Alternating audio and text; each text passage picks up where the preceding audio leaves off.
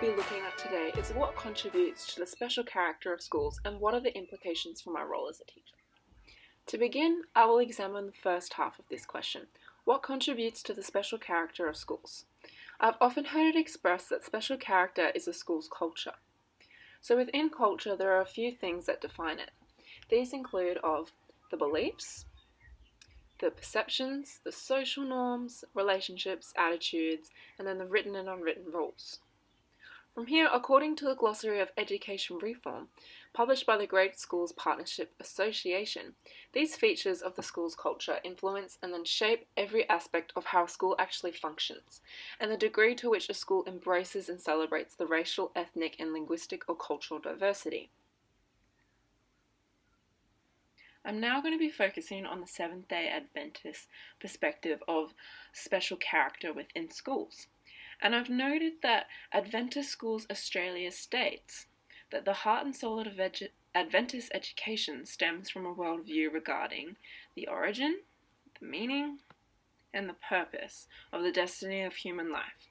These beliefs and assumptions are drawn from the Bible, and the outcome of these beliefs is a special character that reflects the reasons, the vision, the aspirations, and the values that are important to Adventist educators.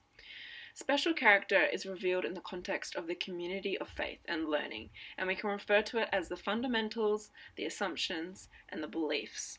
So within these, we've got 8. The first one is God being the ultimate source. This is meaning that God is infinite. He's never ending, and He is our primary source to life that we know it, and we can often symbolize this through rings. Secondly, we're looking at God's creative activity.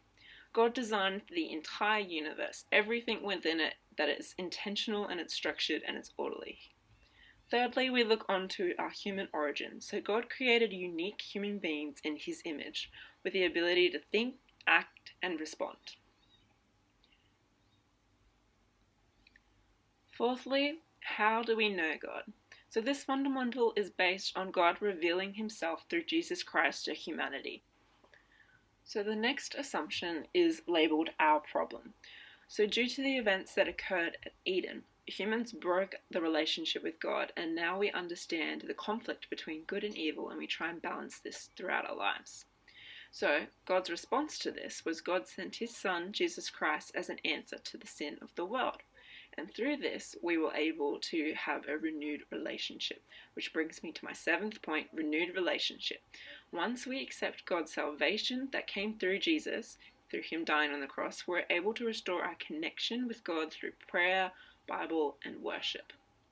And lastly, our hope and destiny. So we are to share our faith with the world until Jesus returns. So this concludes the fundamentals, the assumptions, and the beliefs.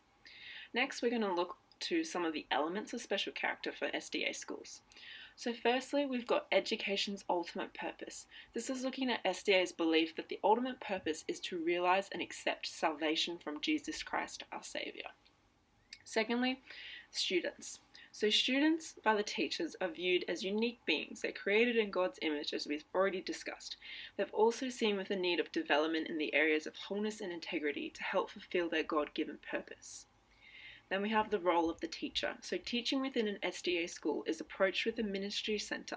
It is the role of the teacher to display models of SDA culture and values while also demonstrating the professional outlook of a teacher. Then we have the curriculum. So each area of the curriculum is approached with a biblical perspective and a Christian worldview. SDA schools strive to maintain a balance of curriculum that promotes faith-based learning. So to sum it all up, we've got education's ultimate purpose, we've got the students, the role of the teacher, and then the curriculum. Now we've come to the second part of the question. This is the implications on my role as a teacher.